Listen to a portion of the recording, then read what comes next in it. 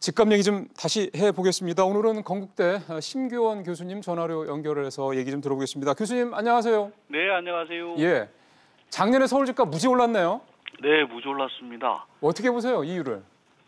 사실 작년 초만 하더라도 거시 경제가 불안할 거다 그래서 이제 집값이 뭐 보합이나 약간 상승으로 봤는데 작년에는 정부 대책으로 인한 풍선 효과랄까 그런 식으로 많이 올랐습니다. 그래서 거시 경제가 나쁨에도 불구하고 많이 올랐고 그 가장 큰 원인은 유동성이 많이 풀린 것들이 최근에 투자처를 찾다가 일시에 쏠린 현상이 큰 것 같습니다. 그리고 또 하나는 이제 지방 집값이 많이 빠졌는데 과거에는 이제 지방에서의 자금력이 있는 사람들은 지방에 투자를 했는데 최근에는 지방의 전망이 좋지 않다 해서 이분들도 대거 이제 서울 투자를 많이 한 것 같습니다. 예. 그렇게 해서 폭등이 나왔고 그나마 다행스러운 거는 이제 지난해 연말부터 그쵸? 정부 대책이 강하게 나왔고 그런 식으로 해서 이제 거시 경제도 계속 그렇게 좋은 전망은 보이지 않는다. 그렇게 인식해서 약간은 조정 국면이 아닌가라 보여집니다. 지금 저희가 교수님 말씀하신 중간에 화면에다가 아파트 매매 가격 지수 추이 그래프를 보여주고 있는데 예. 교수님께서 좀 전에 말씀하셨던 올해 여름 예. 무렵에 이제 확 치솟았다가요. 예. 그 이후에 완만하게 하락을 하긴 하거든요. 예. 그리고 앞서 한국감정원 자료도 보셔서 아시겠지만은 8주 연속 이제 아파트 값, 서울의 집값이 떨어지고 있고. 예. 그러다 보니까 많은 분들이 그럼 이제 서울의 집값은 이제 완전히 하락세로 돌아선 거 아니야라는 생각을 하고 계시는 것 같은데 지금 그래프 보면은 완연하게 하락세로 돌아섰다고 보기에는 아직은 가파르기가 그렇게까지 센 것 같지는 않고요. 교수님 어떻게 보세요? 예, 저는 조정 장세가 아닌가라고 보여집니다. 네.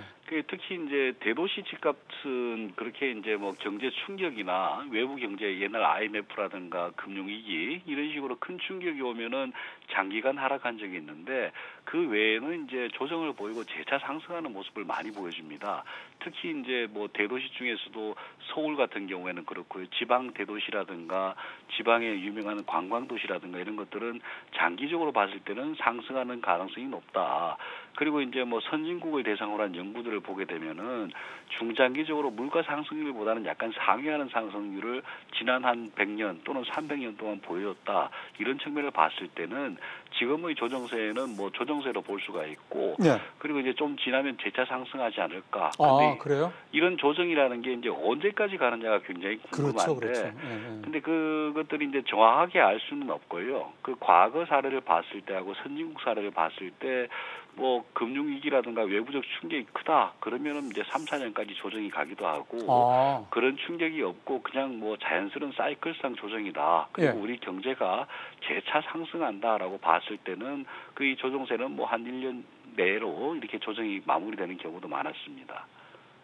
그래서 저희가 오늘 교수님을 모신 건데요. 예.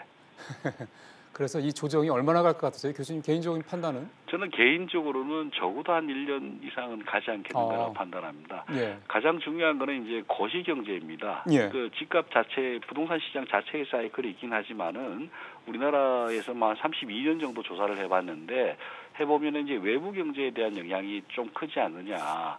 외부 경제라는 게 이제 큰 충격이 오게 되면 조정을 받고 그런 것들인데 거기에 따라서 이제 거시 경제가 전망이 좋으면은 그렇죠. 아무리 이제 금리 인상이라든가 이런 게 있더라도 계속 상승을 해왔고요. 근데 이제 금리 인상뿐만이 아니고 다른 어떤 규제적 책이 나오더라도 거시 경제가 받쳐주면 상승하는데 최근에 거시 경제가 이제 세계 평균 성장률에 좀 밑도는 그런 상승률에 앞으로도 이제 전망이 비관적인 게 많다 보니까 이런 것들이 당분간은 조정 보이지 않겠는가 그렇게 봅니다. 그래서 거시 경제가 살아나면은 집값도 다시 살아날 가능성이 높고 거시 경제가 좀 계속 침체하면은 집값도 수그러들 가능성이 높습니다. 그래서 결론적으로 말씀드리면 저도 잘 모르는 거고요. 거시 경제가 앞으로 살아나느냐 그리고 이제 지역별로 보게 되면은 지역별로 고용이나 경제가 좋아지는 지역이 있고 아닌 지역이 있는데 그러겠죠. 고용이나 경제가 살아나는 지역 같은 경우에는 전반적인 시장은 조금 조정이라 하더라도 살아날 가능성이 있고 그렇지 않다면은 전체 시장은 올라가더라도 좀 좋지 않은 그런 상황이 벌어질 가능성이 높습니다. 교수님의 전망의 근거는 거시경제의 추이를 잘 살펴보면 된다. 예, 그렇습니다. 예. 이제 마지막 질문은 우리 시청자분들이 아마 교수님한테 듣고 싶어하는 가장 중요한 질문일 것 같은데 집을 그러면 올해 안에 사는 게 적절하다고 보세요?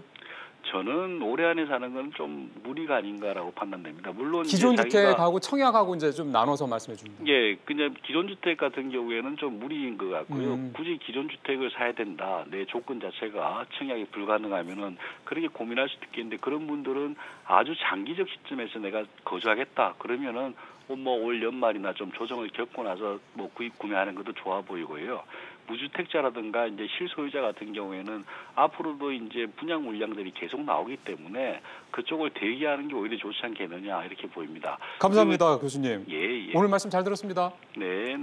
예, 건국대 심교원 교수와 부동산 시장 얘기 나눴습니다. 올해 집 사는 거는 조금 늦추는데 최대한